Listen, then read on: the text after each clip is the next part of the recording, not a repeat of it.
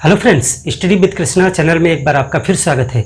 आज की इस क्लास में हम स्वराज पार्टी की स्थापना पर बात करेंगे और जो भारत में स्वराजवादी आंदोलन है, स्वराज पार्टी का जो मिशन था उस पर चर्चा करेंगे।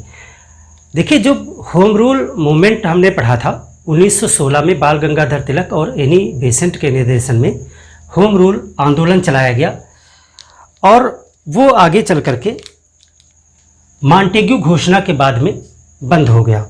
तो जो सबसे पहले हम देख रहे थे 1916 में, यहीं से बात शुरू होती है। 1916 में आपने देखा कि होम रूल आंदोलन ये चल रहा था भारत में। होम रूल आंदोलन का क्या हुआ? मॉन्टेग्यू घोषणा हुई 20 अगस्त 1917 को। 1916 में ये आंदोलन आरंभ हुआ और 20 अगस्त 1917 क्या हुआ? मॉन्टेग्यू घोषणा।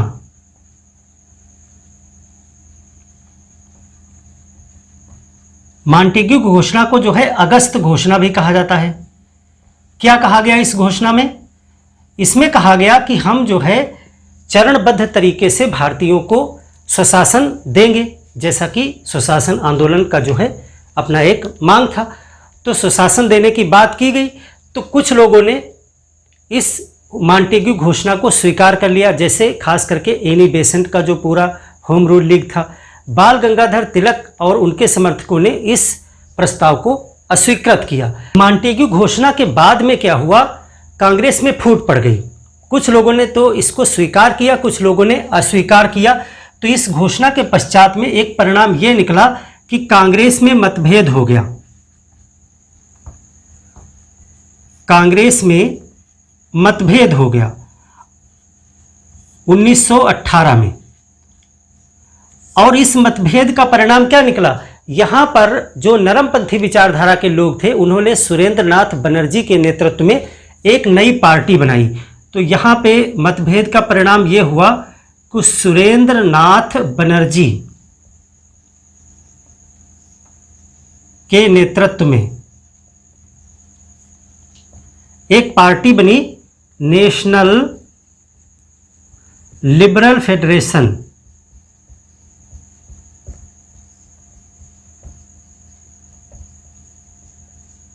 ये पार्टी एक बनकर के आती है। दूसरा काम यह हुआ कि इस घोषणा के आधार पर 1919 में एक अधिनियम लाया गया, भारत सरकार अधिनियम 1919, जिसको मॉन्टेग्यू चेम्सफोर्ड सुधार कहा जाता है। इसमें आया मॉन्टेग्यू चेम्सफोर्ड सुधार। चेम्सफोर्ड सुधार यह लाया गया। मॉन्टेग्यू चेम्सफोर्ड सुधार में क्या किया गया? इसमें चुनाव की व्यवस्था की गई कि 1920 में चुनाव होंगे और उसके लिए क्या परिवर्तन किए गए केंद्र में और प्रांत में। तो यहां पर इसमें जो महत्वपूर्ण चीज थी वो था केंद्र में द्विसदनी व्यवस्था की गई। 2 सदन बनाए गए। आपको मैंने बताया था द्विसदनी विधायिका।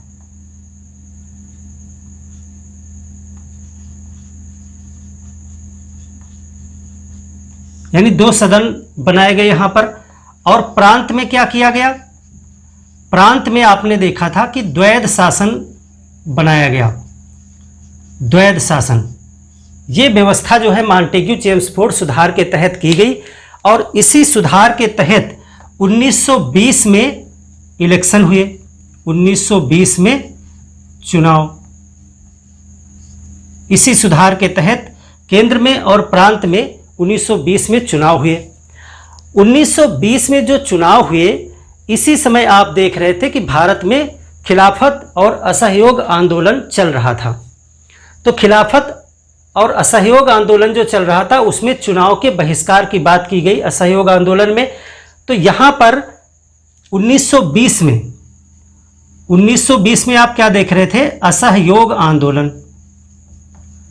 असहयोग आंदोलन चल रहा था भारत में और इसका एक लक्ष्य क्या था? चुनाव का बहिष्कार। आपने पढ़ा था चुनाव का बहिष्कार भी जो है इस आंदोलन के तहत किया गया था। तो यहां पर कांग्रेस पार्टी ने क्योंकि असहयोग आंदोलन कांग्रेस के द्वारा चलाया जा रहा था, तो कांग्रेस पार्टी ने चुनाव का बहिष्कार किया। लेकिन ये जो दल एक बन गया था, नेशनल लिबरल फेडरेशन, इन्होंने जो है 1920 में चुनाव में भाग लिया। इन्होंने अपने आप को असहयोग आंदोलन से दूर रखा। चुनाव में इन्होंने भाग लिया और जीत दर्ज की। इन्होंने जीत भी दर्ज की थी, वो अभी हम आगे डिस्कस करेंगे। लेकिन साथ ही साथ आपने यहां भी देखा था कि भले ही कांग्रेस ने असहयोग आंदोलन के चलते चुनाव में भाग नहीं लिया था, लेकिन कुछ नेता यहां पर थे जो चुनाव में भाग लेना चाहते थे। खास करके दो नाम हम यहां पर आपको बताएंगे, मोतीलाल नेहरू और चित्तरंजन दास, क्योंकि यही दो लोगों ने मिलकर के आगे स्वराज पार्टी की स्थापना की, प्रमुख रोल उसमें निभाया। तो ये लोग चुनाव का बहिष्कार नहीं करना चाहते थे। तो यहीं पर आप लिख लेंगे CR दास, चित्तरंजन दास, CR दास और मोतीलाल नेहरू, दो लोग थे, मोतीलाल नेहरू। और भी लोग थे, सभी को पीछे हम बता चुके हैं, दो आप नाम यहाँ पे दर्ज करें। ये लोग क्या है, चुनाव में भाग लेना चाहते थे। इनकी क्या विचारधारा थी? इनकी विचारधारा थी कि असहयोग हम चुनाव में जीत करके जब विधायिका में पहुंचेंगे, विधान परिषद में या केंद्र में विधानसभा में भी, तो हम वहां जाकर भी सरकार के जो विधेयक होंगे, जो प्रस्ताव होंगे, जो बजट होगा, उनका बहिष्कार करेंगे, यानी उन पर हम अपना मत नहीं देंगे, उनको पास नहीं होने देंगे। ऐसा कर सकते हैं। लेकिन गांधी जी ने इन सभी लोगों को राजी कर लिया था असहयोग करने के लिए। तो इसलिए कांग्रेस की तरफ से किसी ने चुनाव में हिस्सा नहीं लिया और सुरेंद्र नाथ बनर्जी की पार्टी और कुछ अन्य लोगों ने चुनाव में हिस्सा लिया था। तो 1920 में चुनाव हुआ। मॉन्टेग्यू चेम्सफोर्ड के तहत 3 चुनाव हुए। इस सुधार के तहत जो है चुनाव हुए, 3 बार चुनाव हुए, 1920, 1923 और 1926, 3 बार चुनाव हुए थे। तो 1920 में क्या हुआ था, यहां पर कांग्रेस ने बहिष्कार किया, कांग्रेस बहिष्कार, और आपने देखा कि नेशनल लिबरल फेडरेशन ने इसमें भाग लिया था। 1923 में क्या हुआ, 1923 में स्वराज पार्टी आ गई। यहां पे स्वराज पार्टी ने भाग लिया और 1926 में भी स्वराज पार्टी ने भाग लिया। 2 बार स्वराज पार्टी ने इस इलेक्शन में भाग लिया था। तो सबसे पहले थोड़ी सी चर्चा हम 1920 की कर लें। अभी स्वराज पार्टी की स्थापना नहीं हुई है। 1920 का चुनाव, 1920 के चुनाव के विषय में आपको जानना है, क्योंकि इस समय असहयोग आंदोलन चल रहा था। तो क्या हो रहा था, क्या किसी ने भी इसमें इलेक्शन में भाग नहीं लिया, कुछ भी नहीं हुआ, 3 साल व्यर्थ चले गए? तो ऐसा नहीं है। यहां पर इसके विषय में जो सबसे प्रमुख बिंदु ये है कि कांग्रेस ने बहिष्कार किया। क्यों बहिष्कार किया? असहयोग आंदोलन चल रहा था और गांधी जी का निर्देश था कि हम चुनाव का बहिष्कार करेंगे, यानी फुल नॉन कोऑपरेशन। तो यहां पर असहयोग आंदोलन की वजह से कांग्रेस ने चुनाव का बहिष्कार किया। तो किसने चुनाव यहां पर लड़ा? यहां सुरेंद्र नाथ बनर्जी ने चुनाव लड़ा। सुरेंद्र नाथ बनर्जी, इनकी पार्टी जो थी, उन्होंने चुनाव लड़ा। पार्टी इनकी कौन सी थी? National liberal federation. ये एक्चुअल में जो नरम दल के लोग थे, उन्होंने अपनी अलग पार्टी बना ली थी। अब इधर जो वर्चस्व है वो गांधी जी इत्यादि जो है वो सब इधर आ गए। ये पार्टी कांग्रेस मुख्य रूप से हो गई, ये अलग होकर के बन गई थी। तो इन्होंने इलेक्शन में भाग लिया था। तो इन्होंने इलेक्शन में भाग लिया और सफलता भी हासिल की। कई सीटों पर ये जीते, सफलता मिली। बंगाल में सुरेंद्रनाथ बनर्जी जो है बंगाल की विधान परिषद के लिए निर्विरोध निर्वाचित हुए थे। तो ये भी आप दर्ज करेंगे। बंगाल, वहीं के थे ये, बंगाल विधान परिषद, विधानसभा नहीं होती थी वहाँ। हमने बताया था कि मॉन्टेग्यू चेम्सफोर्ड सुधार के तहत केंद्र में द्विसदनी व्यवस्था है और प्रांतों में द्वैध शासन है। यहाँ पर दो सदन नहीं होते हैं, यहाँ भी परिषद ही है। यहाँ जो है केंद्र में विधान परिषद और विधानसभा दोनों चीज़ें आ गई थी। तो बंगाल की विधान परिषद में सुरेंद्र नाथ बनर्जी जो है, सुरेंद्र नाथ बनर्जी निर्विरोध सदस्य बन गए, कोई खड़ा ही नहीं हुआ, निर्विरोध सदस्य बनकर के वहां पर जीत के पहुंचे और इनकी पार्टी के कई सदस्य भी वहां पहुंचे और इनको जो है इस चुनाव के बाद में बनाया गया था, सार्वजनिक स्वास्थ्य मंत्री का पद भी इनको दिया गया था। सुरेंद्र नाथ बनर्जी को क्या पद मिला था? इनको स्थानीय स्वशासन, इन्हीं को सुरेंद्र नाथ बनर्जी को स्थानीय स्वशासन एवं सार्वजनिक स्वास्थ्य मंत्री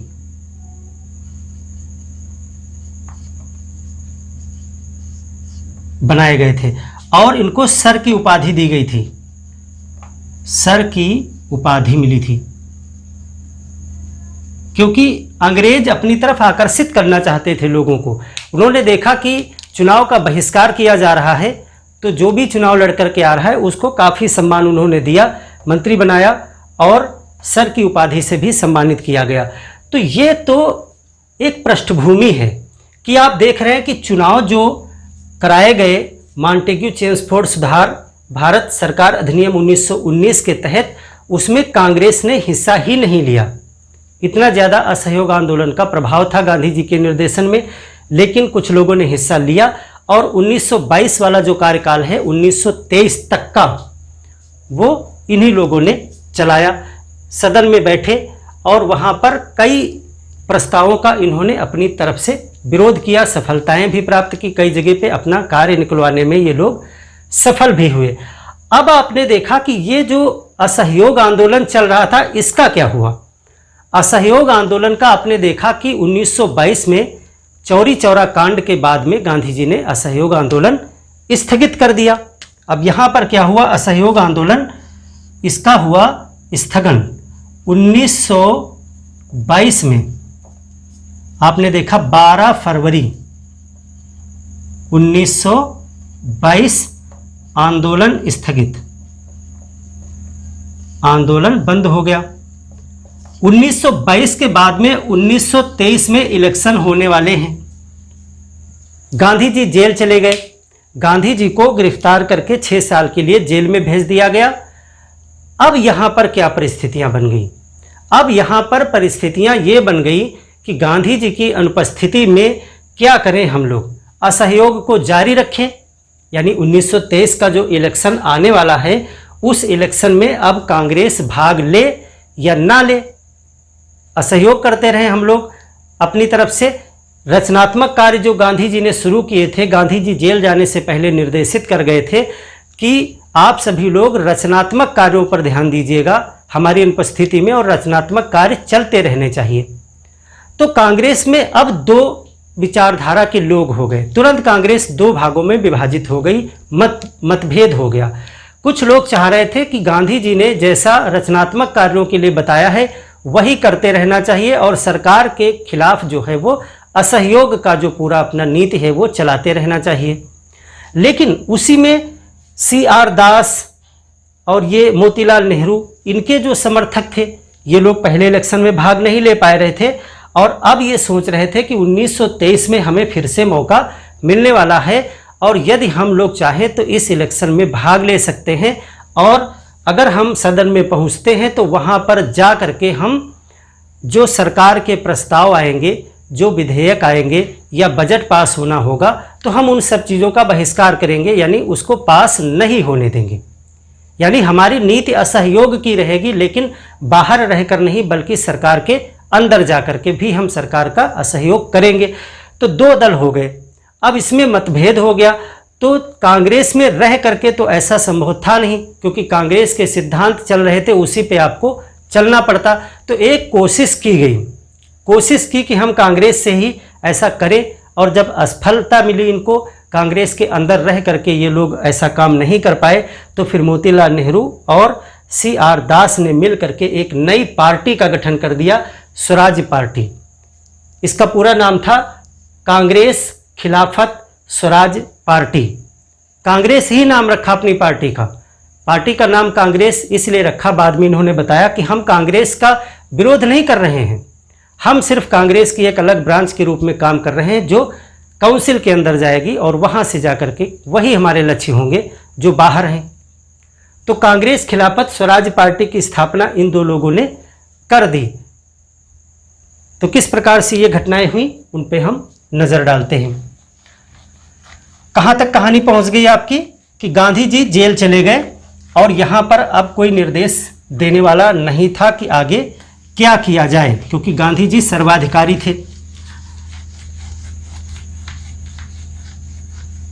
1923 का इलेक्शन जो है आने वाला था, और कुछ लोगों का अब मन हो गया था कि हमको काउंसिल का इलेक्शन लड़के उसमें जाना चाहिए, और वहां जाकर के हम अपना विरोध चलाते रहेंगे।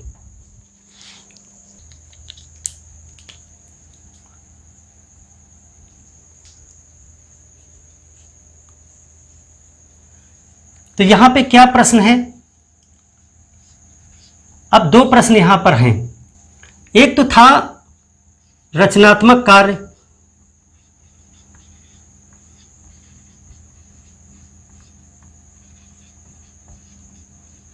रचनात्मक कार्य करें या फिर 1923 के चुनाव में भाग लें।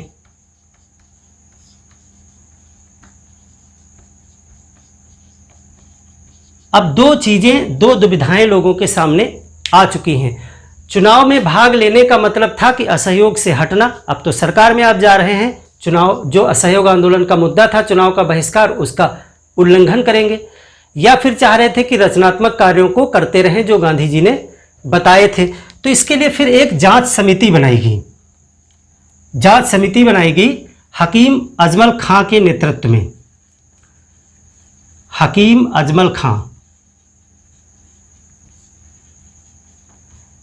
एक जो है जांच समिति बनाई गई। इस जांच समिति का नाम था असहयोग सत्याग्रह जांच समिति। जो आंदोलन हमने किया है उसके लिए हम एक जांच करेंगे, या इसको सविनय अवज्ञा जांच समिति भी कहा जाता है, या सिर्फ सत्याग्रह जांच समिति भी कहा जाता है। तो इस जांच समिति ने पूरे देश में जाकर के संपर्क किया प्रमुख नेताओं से, क्षेत्रीय नेताओं से, और कहा कि देखिए भारत में क्या माहौल है, लोग क्या चाहते हैं। तो यहाँ पर जो परिणाम निकल करके आया वो ये था, और परिणाम जो है वो CR दास और जो मोतीलाल नेहरू हैं उनके जो इच्छा थी उसके अनुरूप ही निकल करके आया। तो यहाँ पर जांच समिति का ये निष्कर्ष निकल करके आया कि देश अभी असहयोग आंदोलन के लिए तैयार नहीं है, यानी आगे हम अभी आंदोलन करने के लिए तैयार नहीं है। देश अभी असहयोग आंदोलन, क्योंकि ये सोच रहे थे क्या हम सामूहिक रूप से फिर से इसको चालू करें, आंदोलन के लिए तैयार नहीं है, अभी परिस्थितियां उचित नहीं हैं। तो फिर अब क्या हो? तो फिर दो यहां पर दल बन गए। अब इस चीज का परिणाम ये निकला कि यहां पर कांग्रेस के दो दल हो गए। एक दल कहलाया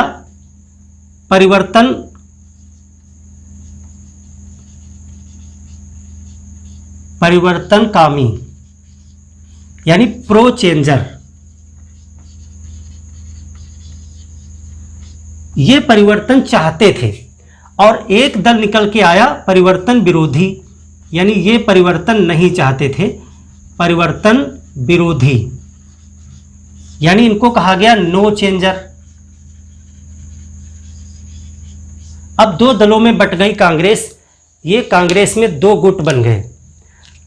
परिवर्तन चाहने वाले लोग चाहते थे कि अब हमारी नीति में परिवर्तन हो और हम चुनाव में भाग लें। ये क्या चाहते थे? चुनाव में भाग लेना चाहते थे।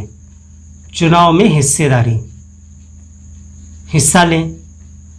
ये क्या चाहते थे? ये कहते थे कि चुनाव में हम हिस्सा नहीं लेंगे, हम रचनात्मक कार्य करें। दो ही तो प्रश्न थे, रचनात्मक कार्य किए जाए या चुनाव में भाग लिए जाए। तो दो दलों में बट गए। जो चुनाव में हिस्सा लेना चाह रहे थे उसमें थे चितरंजन दास, देश बंधु, इनको देश बंधु कहा जाता है, क्वेश्चन आपसे पूछा गया है। देश बंधु CR चितरंजन दास, इसमें थे मोतीलाल नेहरू, मोतीलाल नेहरू, इसमें थे विट्ठल भाई पटेल, विट्ठल भाई पटेल, और भी थे नाम। तीन प्रमुख नाम आप याद रखें। रचनात्मक कार्य करने वालों में जैसे सरदार वल्लभ भाई पटेल,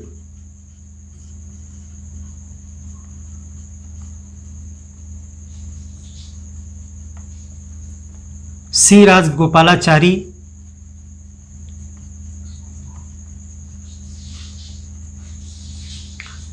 डॉक्टर राजेंद्र प्रसाद, ये सभी लोग जो है रचनात्मक कार्यों के पक्षधर थे। यहाँ पर डॉक्टर राजेंद्र प्रसाद का विचार कुछ अलग था। ये कहते थे कि दोनों ही जो लोग हैं वो देश के हित की ही बात करते हैं, देश के कल्याण की बात करते हैं।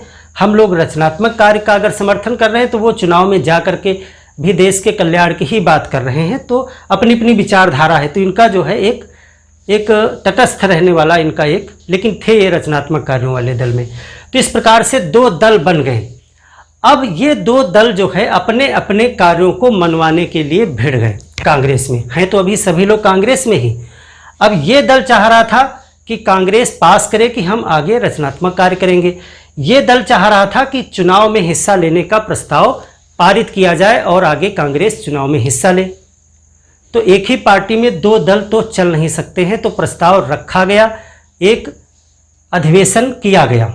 1922 का गया अधिवेशन, 1922 गया अधिवेशन।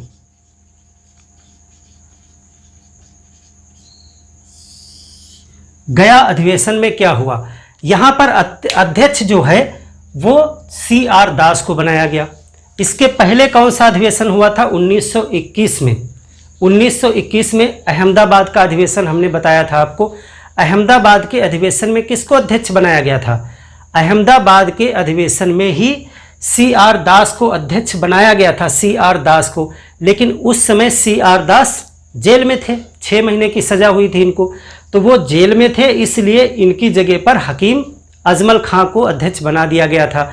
इसीलिए अभी इसके पहले जो जांच समिति बनी वो हकीम अजमल खां की अध्यक्षता में बनी, क्योंकि यही अध्यक्ष थे। अब 1922 का जब अधिवेशन किया गया तो फिर से CR दास को ही अध्यक्ष बनाया गया यहाँ पर। तो यहाँ पर अध्यक्ष कौन बने? CR दास, CR दास अध्यक्ष ये बन गए। और कांग्रेस का इतिहास लिखा है पट्टाभी सीतारमैया ने। पट्टाभी सीतारमैया ने लिखा है कि जब इस अधिवेशन में CR दास आए थे तो उनकी जेब में 2 पत्र थे। एक तो उनका भाषण था अध्यक्ष के रूप में जो उन्हें पढ़ना था, और दूसरा उनका इस्तीफा था। उन्होंने सोचा था कि अगर हमारी बात नहीं मानी जाएगी तो हम इस्तीफा दे देंगे। तो ये यहाँ पर CR दास आए, अपना अपना प्रस्ताव इन दोनों लोगों ने रखा। और यहाँ पर पास क्या हुआ? इस अधिवेशन में दोनों प्रस्ताव रखे गए, दोनों प्रस्ताव रखे गए। कौन से दोनों? जो धर्म ने बताए रखे गए। पास कौन सा हुआ? रचनात्मक कार्य का। रचनात्मक कार्य ये पास हो गया, इसको ज्यादा वोट मिले। और इनका जो प्रस्ताव था कि इलेक्शन में भाग लिया जाए, इसको कम वोट मिले, आधे वोट मिले। तो CR दास ने क्या किया? इस्तीफा दे दिया। चितरंजन दास इन्होंने इस्तीफा दे दिया।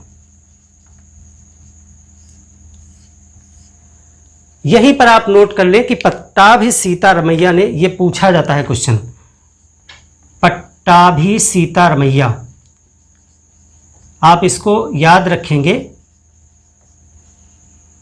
क्योंकि इन्होंने कांग्रेस का इतिहास लिखा है। पट्टाभी सीतारमैया ने, पट्टाभी सीतारमैया ने यहाँ पर कहा है कि C.R. दास की जेब में 2 पत्र थे। C.R. दास की जेब में 2 पत्र थे।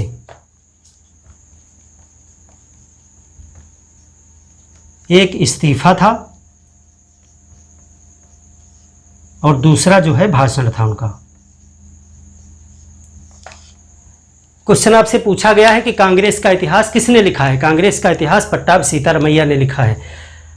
तो इन्होंने इस्तीफा दे दिया, कहा कि जब मेरा ये प्रस्ताव नहीं पास होगा तो अब हम अलग पार्टी बनाएंगे। और फिर जो है इन लोगों ने मिल करके, खास करके अध्यक्ष थे C.R. दास और बाकी जो है 3-4 सचिव के पद थे, जिसमें मोतीलाल नेहरू, विट्ठल भाई पटेल, हकीम अजमल खां भी इसमें थे। ये सभी लोग जो है एक नई पार्टी का गठन किया जिसका नाम रखा कांग्रेस खिलाफत स्वराज पार्टी। तो इसके बाद क्या हुआ आप इतना लिख चुके होंगे या स्क्रीनशॉट ले लें। इसके बाद इलाहाबाद में एक नई पार्टी की स्थापना हो गई।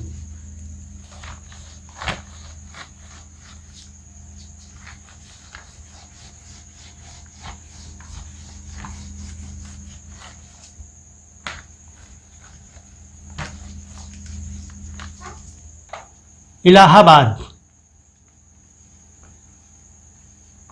1923 खिलाफत, कांग्रेस खिलाफत, कांग्रेस खिलाफत स्वराज पार्टी, इसको शॉर्टकट में स्वराज पार्टी ही कहा जाता है। स्वराज पार्टी का गठन हो गया। स्वराज पार्टी का गठन किया। किसने किया? इसके अध्यक्ष थे C.R. दास और सचिव थे इसके मोतीलाल नेहरू। इन्हीं 2 लोगों का नाम जो है मुख्य रूप से इसमें आता है गठन करने में, मोतीलाल नेहरू। और सचिव पद पे विट्ठल भाई पटेल भी थे। विट्ठल भाई पटेल, कई सचिव थे। खली कुज्जमा भी सचिव थे।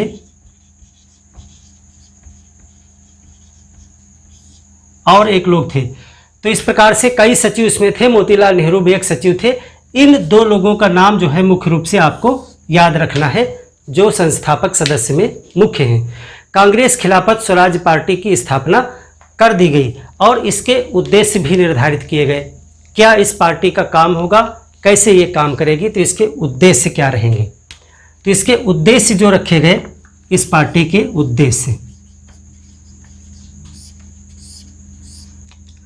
उद्देश्य में जो है कहा गया कि सबसे पहला जो सबसे प्रमुख उद्देश्य है वो है स्वराज्य प्राप्त करना। स्वराज्य प्राप्त करना। यहां पर C.R. दास ने कहा था कि स्वराज्य आम जनता के लिए होना चाहिए। स्वराज्य किसके लिए होना चाहिए? किसी खास वर्ग के लिए नहीं, स्वराज्य आम जनता के लिए। ये किसने कहा है? ये कहा है C.R. दास। और इन्होंने कहा कि स्वयं का संविधान होना चाहिए। स्वयं का संविधान, ये भी हमारा उद्देश्य होगा कि स्वयं का संविधान होना चाहिए। स्वराज्य बनाएंगे और अपना संविधान हम स्वयं बनाएंगे। अगली बात इन्होंने कहा कि हम चुनाव में भाग लेंगे। चुनाव में भाग लेंगे और परिषद में जाकर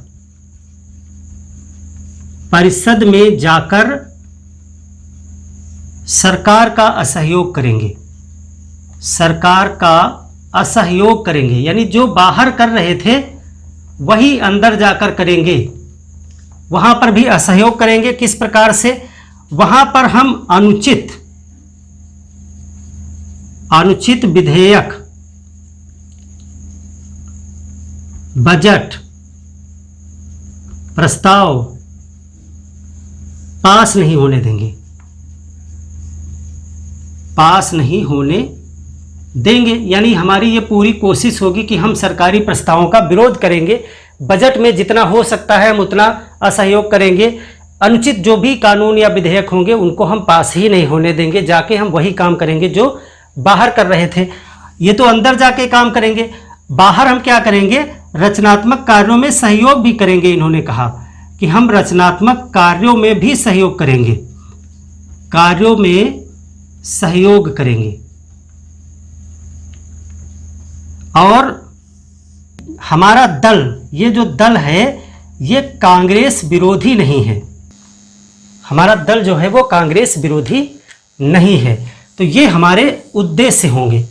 अब पार्टी बन गई तो इलेक्शन में भाग लेना है, तो 1923 के इलेक्शन में इन्होंने भाग लिया। तो चुनाव में इन्होंने भाग लिया, चुनाव में भाग लेने का तो निर्णय इन्होंने कर ही लिया था। अब कांग्रेस के साथ कैसा रिश्ता रहा? जब इन्होंने कहा कि हम कांग्रेस विरोधी नहीं हैं, हम काम, ये सारी लिस्ट हमारी है, हम ऐसा काम करना चाहते हैं, तो फिर कांग्रेस ने इनको मंजूरी दी या नहीं दी? क्योंकि ये अपने आप को ये कह रहे थे कि हम कांग्रेस की एक शाखा हैं, हम कांग्रेस से अलग नहीं हैं। तो कांग्रेस ने 2 जगह 2 अधिवेशन में जो है इसको मान्यता प्रदान की। गांधी जी अभी जेल में हैं, गांधी जी के जेल से वापस आने से पहले 1923 में 1922 का जो अधिवेशन हुआ, जहां पे CR दास ने इस्तीफा दे दिया और अपनी एक पार्टी गठित कर ली। अब 1923 में 2 अधिवेशन हुए, एक विशेष अधिवेशन हुआ अबुल कलाम आज़ाद की अध्यक्षता में, और उसके बाद काकीनाडा अधिवेशन हुआ, जिसमें दोनों जगह पर इस पार्टी को मान्यता कांग्रेस ने प्रदान कर दी थी। तो वो 2 अधिवेशन आप यहाँ पर नोट कर लें। एक विशेष अधिवेशन हुआ पहले। देखिए, जब भी कुछ नया होता है, अचानक से कुछ करना होता है, तो कांग्रेस विशेष अधिवेशन बनाती है। तो यहाँ पर जब नई पार्टी स्वराज बन गई तो कांग्रेस का एक विशेष अधिवेशन कराया गया, कांग्रेस का विशेष अधिवेशन, कि अचानक से कुछ नया हुआ है तो अब इस पर क्या किया जाना चाहिए। ये 1923 में हुआ और ये हुआ दिल्ली में। यहां पर अध्यक्ष बने अबुल कलाम आजाद। अध्यक्ष, पहली बार अबुल कलाम अध्यक्ष बन रहे हैं, मौलाना अबुल कलाम आजाद।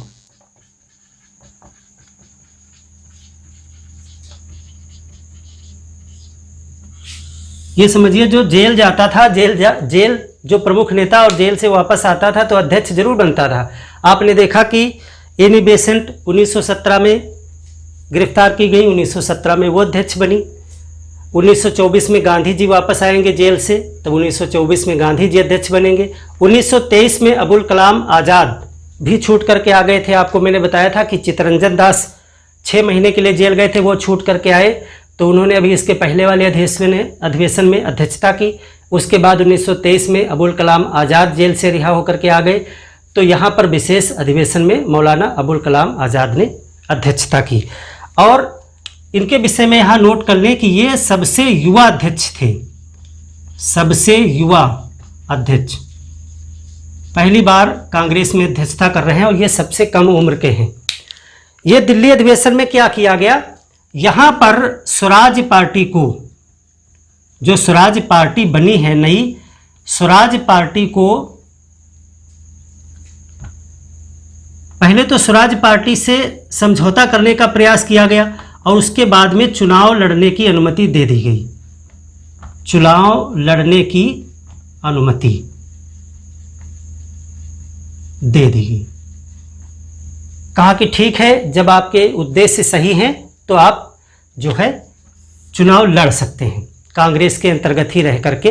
कांग्रेस इसमें भाग नहीं लेगी, कांग्रेस जिम्मेदार भी नहीं होगी इस इलेक्शन के लिए। जो भी आप करेंगे वो अपने आप अपनी पार्टी के नाम से करेंगे, लेकिन हाँ, कांग्रेस आपको अनुमति दे रही है और कांग्रेस के सदस्य आप लोग बने रहेंगे। हालांकि यहाँ पर एक शर्त रखी गई समझौता करने के लिए। अबुल कलाम आज़ाद ने एक प्रस्ताव रखा कि आप लोग अगर अलग पार्टी बना रहे हैं, अलग पार्टियाँ बनाना चाहते हैं, अलग पार्टी बना के लड़ना चाहते हैं, तो 2 शर्तें होंगी। एक तो 25,000 नए सदस्य बनाइए, और ये जो तिलक स्वराज फंड की स्थापना की गई थी, उसमें 25 लाख रुपया इकट्ठा करिए आप। अगर आप ऐसा कर सकते हैं तो आपको हम अनुमति देंगे, लेकिन ऐसा कुछ हो नहीं सका। 3 महीने का समय दिया गया अप्रैल तक का, और जनवरी में ये हुआ। जनवरी से अप्रैल तक की अनुमति 3 महीने की दी गई, तो ना तो 25,000 सदस्य बना पाए और ना ही तिलक स्वराज फंड में 25 लाख रुपया आ पाया। उसमें 13 लाख रुपया आ पाया उसमें, तो वो असफल रहा। और उसके बाद फिर होते करते जो है स्वराज पार्टी को चुनाव लड़ने की अनुमति मिल गई। ऐसा कुछ हो नहीं पाया। अब इसके बाद में जो प्रमुख अधिवेशन हुआ, काकीनाडा अधिवेशन, वहाँ से भी जो है ये अनुमति इनको मिल गई, इसको पास कर दिया गया। काकीनाडा अधिवेशन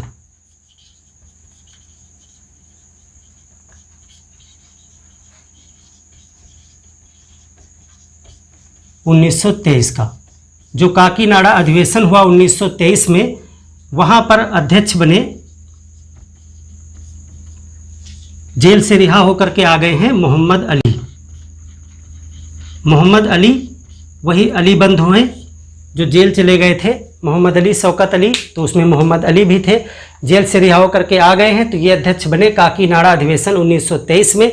मोहम्मद अली खिलाफत आंदोलन में आपने देखा था कि इनको गिरफ्तार कर लिया गया था, और इन्होंने यहाँ पर आकर के जो बयान दिया, इन्होंने कहा कि महात्मा गांधी अभी तो ये जेल में थे ना, अब आके बाहर आए, तो ये अपना विचार इन्होंने दिया कि महात्मा गांधी खुदा के भेजे हुए बंदे हैं, खुदा के भेजे हुए बंदे हैं। यानी महात्मा गांधी का इन्होंने बहुत समर्थन किया, बहुत तारीफ की। और जब प्रश्न ये आया कि स्वराज पार्टी जो चुनाव लड़ने का मसला है, इसको अब मेन वाला अधिवेशन है, तो यहाँ से भी इस पे मुहर लगा दी गई। यहाँ पर भी जो स्वराज पार्टी है को स्वीकृति दे दी गई कि स्वराज पार्टी का जो अस्तित्व है वो माना जाएगा। यानी स्वराज पार्टी में रहते हुए, इलेक्शन में भाग लेते हुए जो पार्टी के सदस्य हैं वो कांग्रेस के सदस्य बने रहेंगे। जो चुनाव इन्होंने लड़ा था 1923 में, उसमें क्या हुआ, जीते या हारे? तो चुनाव 1923 का चुनाव,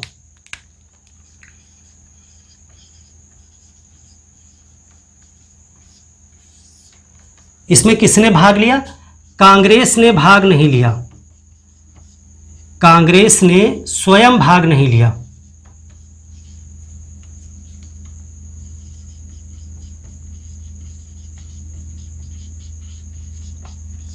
तो कांग्रेस की तरफ से ही थे स्वराज पार्टी वाले, क्योंकि जब मान्यता आपने दी है तो बिल्कुल आप ही की तरफ से हैं।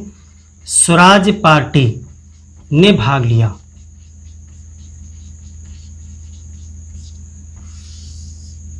स्वराज पार्टी ने यहां पर भाग लिया और दोनों जगह अच्छी सफलता इनको प्राप्त हुई। केंद्र में विधानसभा में इनको अच्छी सीटें मिली।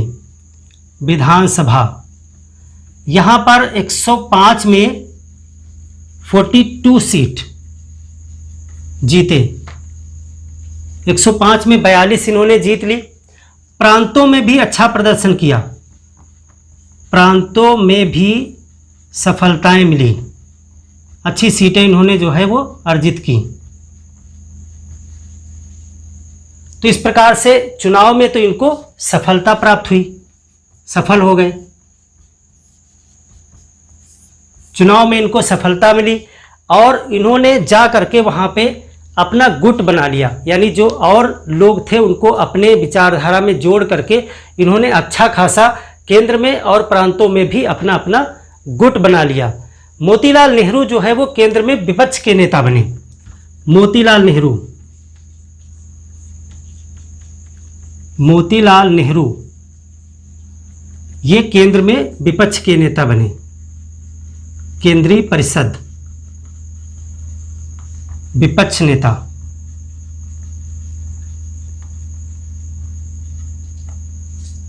चितरंजन दास, CR दास,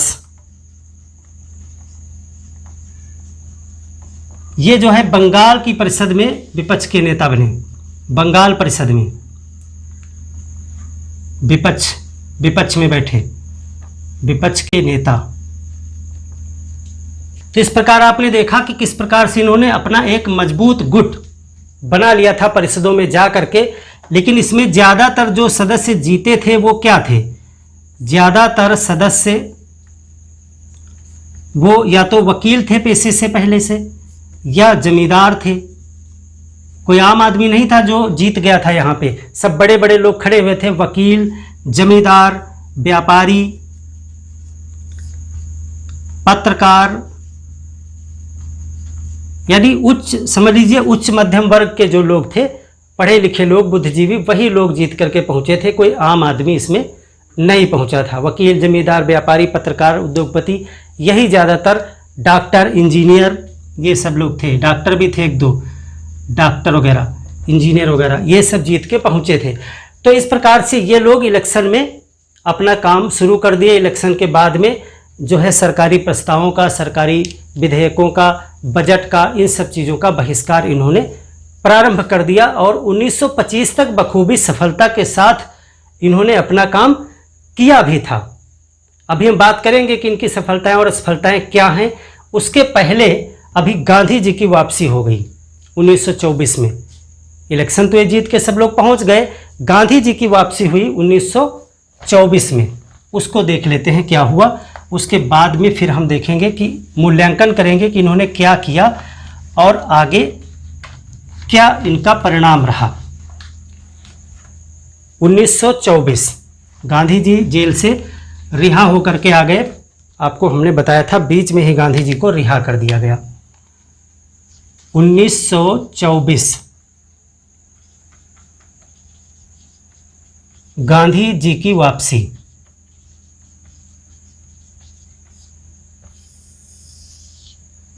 देखिए, गांधी जी को गिरफ्तार किया गया था। असहयोग आंदोलन के बाद में 6 साल की सज़ा दी गई थी। यरवदा जेल में, पूना में इनको रखा गया था। सब पीछे हम डिस्कस कर चुके हैं। 5 फरवरी को गांधी जी वापस आए। 5 फरवरी 1924 गांधी जी वापस आए। अब गांधी जी वापस आए तो इनका विचार लिया गया। तो इन्होंने क्या किया, आते ही पहला इनका काम ये था कि इन्होंने जो स्वराज पार्टी है, स्वराज पार्टी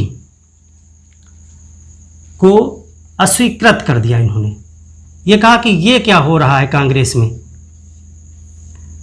कांग्रेस में अगर कोई सदस्य है तो हमारा कहना है कि बाहर रह करके असहयोग करेंगे, और स्वराज पार्टी कह रहे हैं कि हम सरकार के अंदर जा करके, यानी काउंसिल में जा करके हम असहयोग करेंगे।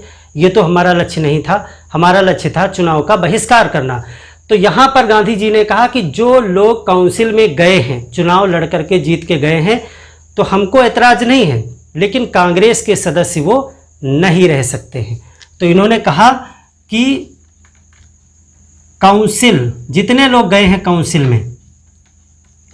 काउंसिल में गए लोगों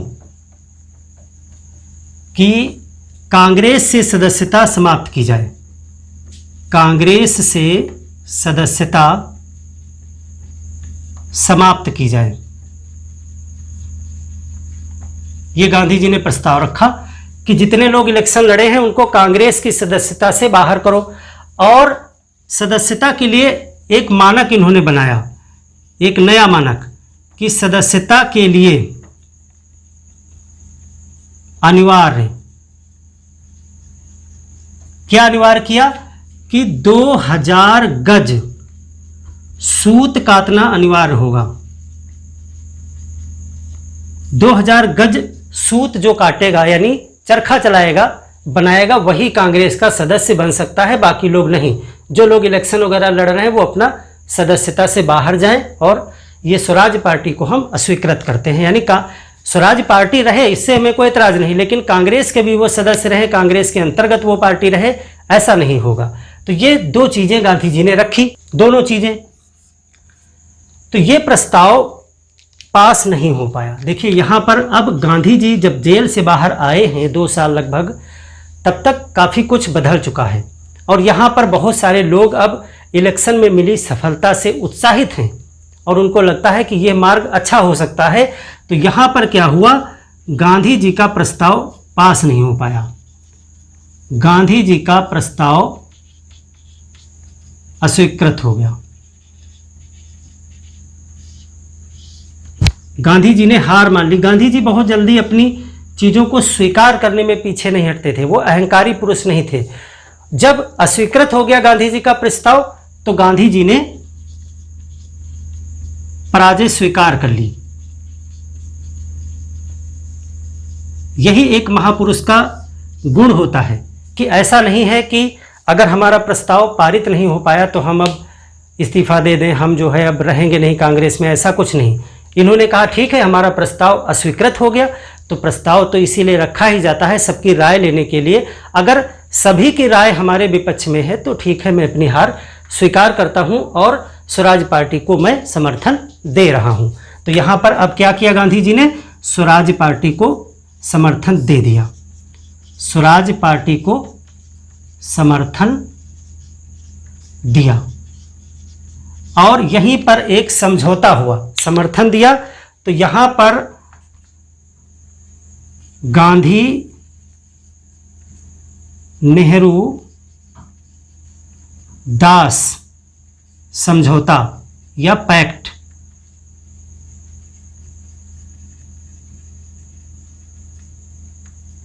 गांधी नेहरू दास पैक्ट यहां पर हुआ। यानी गांधी जी, मोतीलाल नेहरू और चित्तरंजन दास, इनके बीच में एक समझौता हुआ। इस पैक्ट में क्या कहा गया, इसमें कहा गया पहली चीज कि अब असहयोग की नीति जारी नहीं रहेगी। असहयोग आंदोलन समाप्त, यानी अब सिर्फ रचनात्मक कार्य किए जाएंगे, असहयोग वाला कार्य अब नहीं किया जाएगा। दूसरी चीज जो काउंसिल है, यानी इसको इन्होंने कहा कि इस दास समझौते में कि स्वराज पार्टी जो है वो क्या करे, स्वराज पार्टी काउंसिल में जाकर के, काउंसिल में जाकर विरोध जारी रखे, जैसा उन्होंने अपने उद्देश्य में कहा है वैसा वो करते रहें। तीसरी चीज, ये चीज तो लानी पड़ेगी, चरखा कातना। अब गांधी जी जब से बाहर आए तब से चरखा उनके दिमाग पे सवार है कि अब सूत और चरखा, यानी चरखा और खादी पे बहुत फोकस है उनका। तो इन्होंने कहा कि 2000 भले नहीं लेकिन 200 गज सूत काटना अनिवार्य होगा। यानी अब सदस्य के लिए 200 गज सूत काटना होगा। और यहां पर थोड़ी सहूलियत हम दे रहे हैं कि 200 गज सूत काटना है, अब वो स्वयं करे या किसी से करवा के दे, इससे हमें मतलब नहीं है, किसी से करवा करके दे। यानी इतना सूत उसको देना है, चाहे वो स्वयं से काट के लाए और चाहे वो अपना किसी से कटवाए, सूत इतना आपको काट के देना है, हमको खादी को आगे बढ़ाना है। धीरे धीरे जो है गांधी जी समर्थन इसको देते रहे और उनको लगने लगा कि अब कांग्रेस में उन लोगों का ज़्यादा वर्चस्व बढ़ रहा है जो इलेक्शन के समर्थक हैं और हमारी विचारधारा अभी थोड़ा सा डाउन पड़ रही है। तो इन्होंने रास्ते से अलग हटना उचित समझा और धीरे धीरे वो कांग्रेस के कार्यों से जो है थोड़ा तटस्थ होते गए। इन्होंने अपने स्वीकार किया है, इन्होंने कहा कि हमने मार्ग को इसलिए छोड़ दिया ताकि मैं देखना चाह रहा हूँ कि अगर ये लोग सही हैं, इनका मार्ग सही है जो ये लोग कह रहे हैं, तो फिर जनता इनको सर माथे पे रखेगी और सफलता जरूर मिलेगी। देश को स्वराज मिलना चाहिए, इससे मतलब है। अगर इनका मार्ग सही है तो इनको समय मिलना चाहिए और मैं बार बार बीच में आऊँगा तो व्यवधान उत्पन्न करूँगा, तो इससे थोड़ा सा मुझे किनारे रहना चाहिए। तो थोड़ा सा गांधी जी ने अपने आप को इन सब कार्यों से अलग कर लिया और फिर 1924 के बेलगांव अधिवेशन में गांधी जी ने अध्यक्षता की और वहीं पर अखिल भारतीय चरखा संघ की स्थापना की गांधी जी ने और फिर खादी और चरखा के प्रचार प्रसार में गांधी जी जुट गए। तो यहाँ पर यह हो गया 1924 कर्नाटक बेलगाम, कर्नाटक में है बेलगांव, बेलग्राम कहिए चाहे बेलगांव। यहाँ पर गांधी जी ने कांग्रेस अधिवेशन की अध्यक्षता की थी।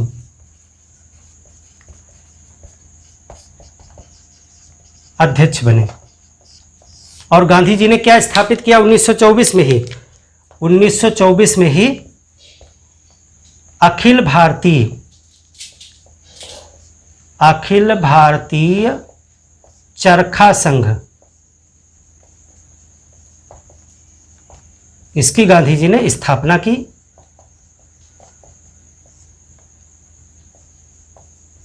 और इसी के प्रचार प्रसार में गांधी जी आगे अपने आप को बिजी कर लिए और थोड़ा सा इन लोगों को फ्री छोड़ दिया कि आप जो है अपना इलेक्शन में करिए, जो भी कर सकते हैं, देखते हैं कि अगर आपका मार्ग सही है तो आप हमें स्वराज दिला देंगे और उद्देश्य हमारा आपका एक ही है, आप अपने तरीके से कर रहे हैं तो अच्छा है।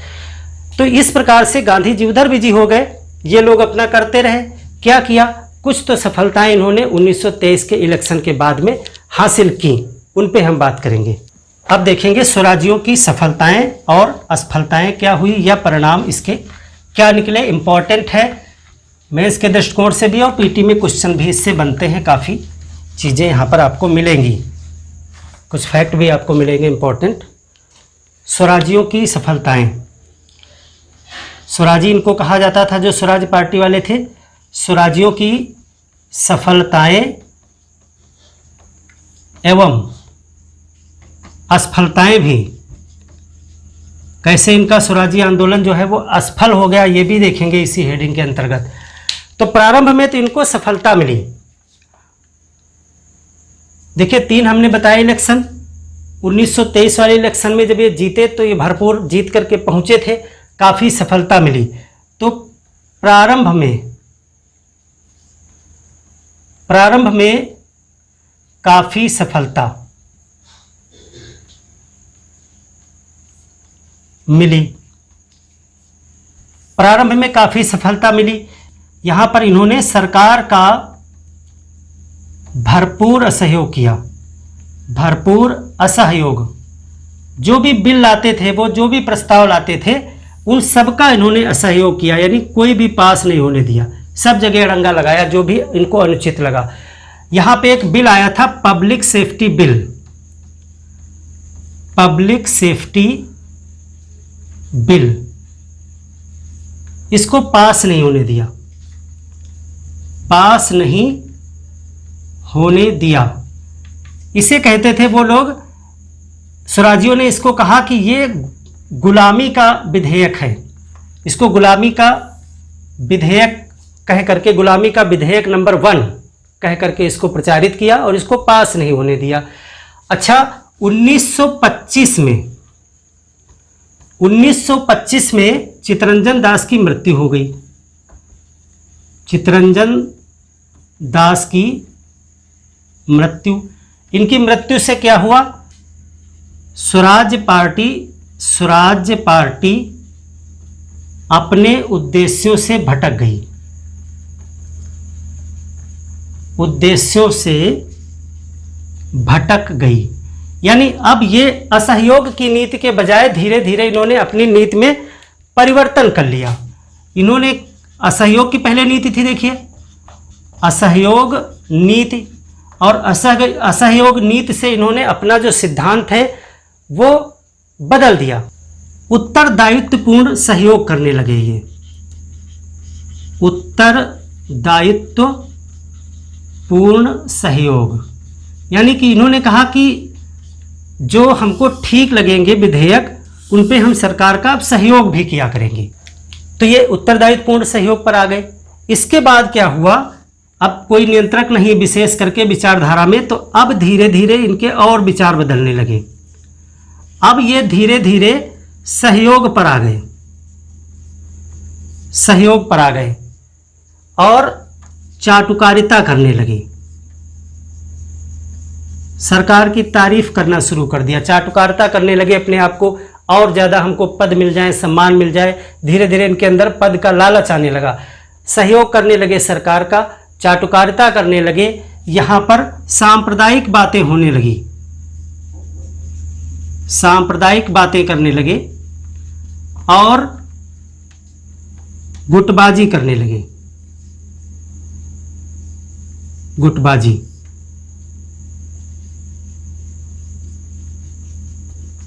जब पद मिल जाता है व्यक्ति को तो वो संभल नहीं पाता अपने आप को।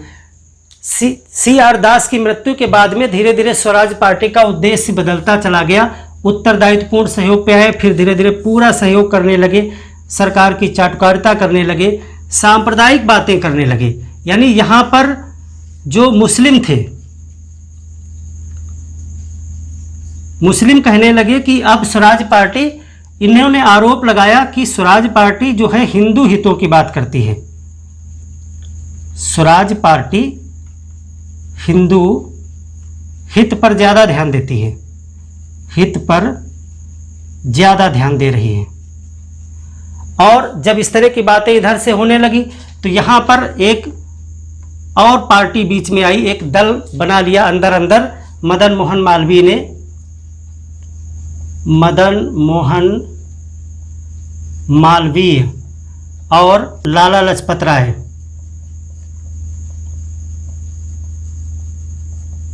इन्होंने जो है स्वतंत्र कांग्रेस पार्टी बनाई। स्वतंत्र कांग्रेस पार्टी ये गठित कर ली और ये हिंदू हित रक्षा की बात करने लगे, हिंदू हित रक्षा की बात करने लगे। यानी हिंदू जो है वो हिंदू हित रक्षा की बात करने लगे, मुस्लिम मुस्लिम हित रक्षा की बात करने लगे, सांप्रदायिक बातें होने लगी, चाटुकारिता करने लगे। सब अखबारों में निकलने लगा कि अब स्वराज पार्टी वाले भी वही करने लगे हैं जो सरकार चाहती है, जैसा वो चाहते हैं वैसा। और सरकार ने भी यहाँ पर कोई कोर कसर बाकी नहीं रखी। जैसे उनको कमज़ोर बिंद मिला कि ये लोग आपस में गुट बना लिए हैं, उन्होंने भी फूट डालो राज करो की नीति यहाँ पर खेल दी। तो यहाँ पर सरकार ने भी जो है अपना पैतरा दिखाया। सरकार ने भी फूट डालो राज करो, फूट डालो राज करो का पैतरा दिखाया, पैतरा फेंका। यानी कि वो देख रहे थे कि किस प्रकार से ये एकजुट होकर हमारे विरोध में काम कर रहे हैं, तो उन्होंने भी जो है अपना पैतरा फेंका और लोगों को थोड़े थोड़े पद देने का लालच देने लगे कि जब हम कुछ लोगों को कुछ पदों पर बिठा देंगे, लालच देंगे, तो धीरे धीरे इनमें और फूट हो जाएगी।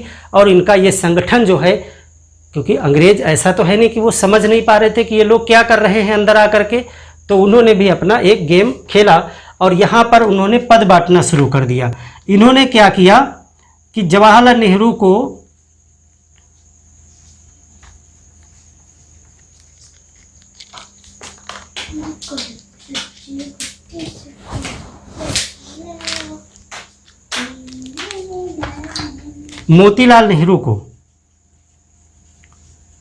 मोतीलाल नेहरू को स्क्रीन कमेटी का सदस्य बना दिया। स्क्रीन समिति का सदस्य बना दिया। ये स्क्रीन समिति क्या थी? स्क्रीन समिति जो है ये थल सेना जो होती थी उसके भारतीयकरण के लिए थी। थल सेना के भारतीयकरण के लिए एक कमेटी थी स्क्रीन समिति। इसको इंडिया सैंड हर्ट्स समिति भी कहा जाता है। इंडिया सैंड हर्स्ट समिति भी इसको कहते हैं। इसका एक सदस्य बना दिया मोतीलाल नेहरू को। इसमें मोहम्मद अली जिन्ना भी थे सदस्य के रूप में। इसमें मोहम्मद अली जिन्ना भी हैं, उनको भी रखा। मोहम्मद अली जिन्ना और रामचंद्र राव को भी रखा। रामचंद्र राव, इनको सबको इसमें समिति में सदस्य बना दिया कि आप समिति के सदस्य हैं और आप इस काम को देखिए। इससे लोग बहुत असंतुष्ट हो गए कि देखिए अब मोतीलाल नेहरू के मन में लालच आ गया है पद पाने के लिए, तो ये धीरे धीरे गुटबाजी होने लगी। जबकि 1924 में मोतीलाल नेहरू ने जो है एक समिति का सदस्य बनने से इनकार कर दिया था, लेकिन अब 1925 में ये यहाँ पर सदस्य बन गए इस कमेटी के। 1925 में, सब 1925 में हो रहा इनकी मृत्यु के बाद। और क्या किया गया? विट्ठल भाई पटेल को केंद्रीय विधानसभा का अध्यक्ष बना दिया गया। विट्ठल भाई पटेल विट्ठल भाई पटेल, इनको क्या किया गया, इनको केंद्रीय विधानसभा का अध्यक्ष बना दिया गया। प्रश्न आपसे पूछा जाता है, केंद्रीय विधानसभा, पहले भारतीय थे, विधानसभा का अध्यक्ष बना दिया और इन्होंने अध्यक्ष बनना स्वीकार कर लिया, यानी ये अध्यक्ष बन गए, ये इस समिति में आ गए। मध्य प्रांत में क्या हुआ, एसबी तांबे, एसबी तांबे, इधर नोट कर लें, एस बी तांबे, ये 3 उदाहरण काफी होंगे। एसबी तांबे को मध्य प्रांत के गवर्नर की परिषद में मंत्री बना दिया गया, परिषद में मंत्री बना दिया गया।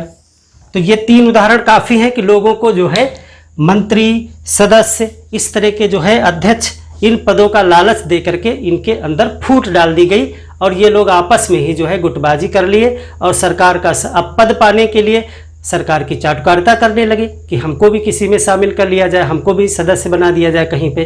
तो इस प्रकार से ये सारे उद्देश्यों से स्वराज पार्टी भटक गई और इस प्रकार से अगला जब इलेक्शन हुआ 23 के बाद में 1926 में, तो वहाँ पर उतनी सफलता स्वराज पार्टी को नहीं मिल पाई जितना कि 1923 के इलेक्शन में मिली थी। तो इस प्रकार से स्वराज पार्टी आगे जब सविनय अवज्ञा आंदोलन हुआ तो उसके बाद से स्वराज पार्टी ने इलेक्शन से नाता अपना ख़त्म कर लिया। तो स्वराज पार्टी की कुछ सफलताएं भी हैं, कुछ करने में ये कामयाब भी हुई थी, जैसे कि गोलमेज परिषद का जो मांग है स्वराज पार्टी ने रखी थी वो मानी गई। जो साइमन कमीशन भारत में आया तो इन्होंने ही एक मांग रखी थी कि जल्दी से जो है जो विधेयक था, जो एक्ट था 1919 का मॉन्टेग्यू चेम्सफोर्ड वाला, उसकी जांच की जाए। तो उसके लिए साइमन कमीशन का गठन किया गया था, वो भी एक स्वराज पार्टी की मांग थी कि ऐसा आयोग लाया जाए। इस तरह से कई मांगें इनकी मानी भी गई थी, लेकिन अपने इस फूट की वजह से ये अपने उद्देश्यों से भटक गए और अंततः अगले इलेक्शन में 1926 के इलेक्शन में उनको वो सफलता नहीं मिल पाई जितनी मिलनी चाहिए थी। हालांकि तब भी कुछ सीटों पर ये विजयी हुए और आगे चलते रहे। और सविनय अवज्ञा आंदोलन जब 1930 में हुआ उसके बाद से जो है स्वराज पार्टी ने अपना इस चुनाव से नाता तोड़ ही लिया था। तो इस प्रकार से इस क्लास में हमने स्वराज पार्टी को पढ़ लिया है। मिलते हैं एक और बेहतर क्लास में, तब तक के लिए धन्यवाद।